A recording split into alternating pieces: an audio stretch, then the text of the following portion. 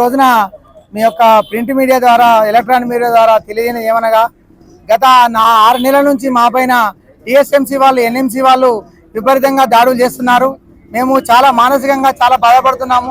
అదే రకంగా మేము దాదాపుగా 20 నుంచి 30 సంవత్సరాల నుంచి ఇదే వైద్యం చేసుకుంటూ బతుకుతున్నాము. కానీ ఇన్ని రోజులు లేని ప్రాబ్లం అనేది ఈ 4 నెలల నుంచి ఎక్కువైపోయింది.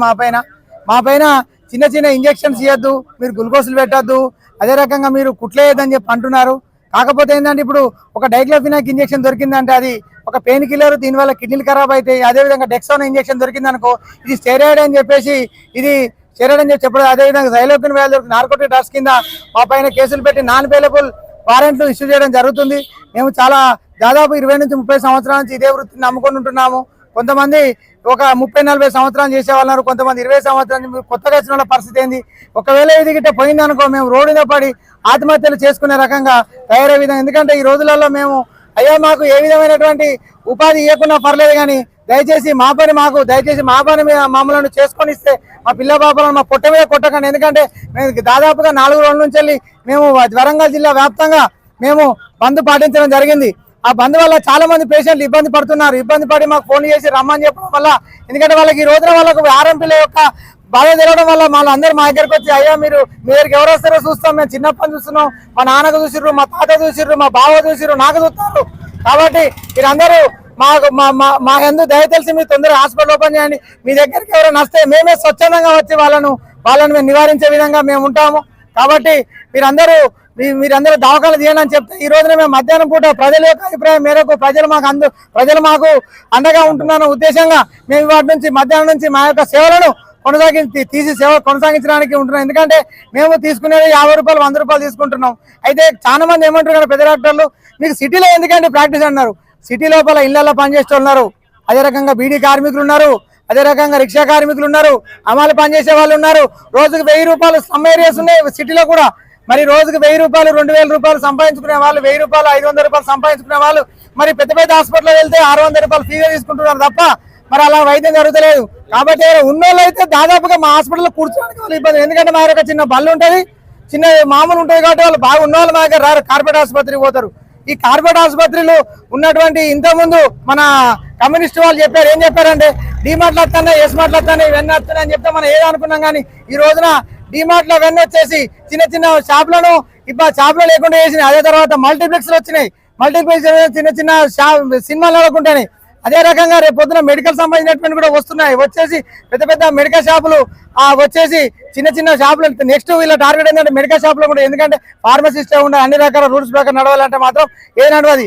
అదే రకంగా ఇప్పుడున్నటువంటి పరిస్థితులలో మన భారతదేశం అనేది భిన్నత్వంలో ఏకత్వంగా ఉంటుంది. అంతే, భిన్నత్వం ఏకత్వం. ఉన్న వాళ్ళు ఉంటారు, లేని వాళ్ళు ఉంటారు, అందరు ఉంటారు. ఉన్న వాళ్ళంటే పెద్ద హాస్పిటల్కి వెళ్ళి, ఎందుకంటే మా హాస్పిటల్లో కూర్చోడానికి వాళ్ళకి ఇష్టం ఉంటుంది, వాళ్ళు పోతారు. మా దగ్గరికి వచ్చే వాళ్ళందరూ కూలి పని చేసుకుంటూ, తర్వాత మళ్ళీ ఇళ్లలో పనిచేసే వాళ్ళు, అదే సమ్ ఏరియా బాగుంటాయి. కాబట్టి మేము ఆ ఏరియాలో ఉండి వైద్యం చేస్తూ 100-50 తీసుకొని వాళ్ళకి వైద్యాన్ని ఇచ్చి, ఒకవేళ మాతోని కాదు అని చెప్పినటువంటి దాన్ని మేమే పెద్ద హాస్పిటల్ వాళ్ళకు స్తోమతను బట్టి గవర్నమెంట్ హాస్పిటల్ పంపిస్తున్నాం. ఎవరైనా ఉన్న వాళ్ళు ఉంటేనే వాళ్ళని పెద్ద హాస్పిటల్ పంపించి వాళ్ళకు తగిన విధంగా చేస్తున్నాం.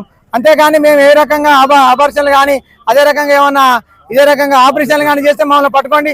అది ఇంతకుముందు మన వైఎస్ రాజశేఖర రెడ్డి ఉన్నప్పుడు మాకు ఒక జీవో ఇష్యూ కావడం జరిగింది. ఆ జీవోలో చెప్పిన 429 జీవో ఉంది.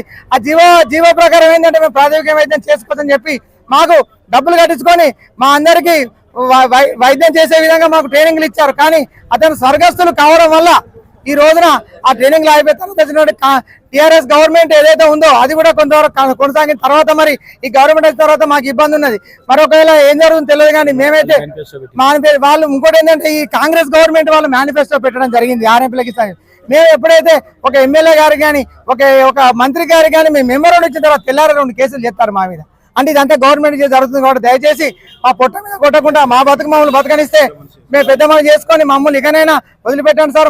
మా యొక్క పరిధిలో మేము చేసుకుంటాం తప్ప మేము ఏ విధంగా ఇబ్బంది పెట్టాం.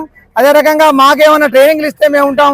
మాకు ఇప్పటి వరకు జీవనోపాధి చేసుకుని బతుకున్నాం సార్. ఎందుకంటే కొంతమంది 20 సంవత్సరాల నుంచి 30 సంవత్సరాల నుంచి 50 సంవత్సరాలు వైద్యం చేస్తున్నారు సార్. మరి అకస్మాత్తుగా రోడ్డు మీదకి వస్తే మేము ఆత్మహత్యలు చేసుకునే స్థితికి చేరుకునే విధంగా ఉంటుంది. మా కుటుంబం ఆత్మహత్య చేసుకుని అదే రకంగా ఒక వ్యక్తి మీద కేసు కావడం వల్ల ఈ రోజున అతను వీడియో కాల్ చేస్తూ మాట్లాడుకుంటూ అతను చనిపోవడం జరిగింది, సూసైడ్ చేసుకున్నాడు. కాబట్టి గవర్నమెంట్ ఇకనైనా మా దయతలిసి మేము పేద ప్రజలకే వైద్యం చేస్తాం, మాకేమన్నా ట్రైనింగ్లు తీసుకుంటాం సార్, ఎందుకంటే మేము చదువుకోలేదు అంటున్నారు, కానీ మా డిగ్రీలు చేసే వాళ్ళు ఉన్నారు, పీజీ చేసే వాళ్ళు ఉన్నారు. కాబట్టి దయచేసి మీరందరూ మా పైన దయతలిసి మీరందరూ మాకు ట్రైనింగ్ ఇచ్చి మామూలు మా వైద్యం చేసుకోవాలని గవర్నమెంట్ కోరుకుంటూ రేవంత్ రెడ్డి గారికి మేము చేతులెత్తి దండం పెట్టుకుంటున్నాం అందరం.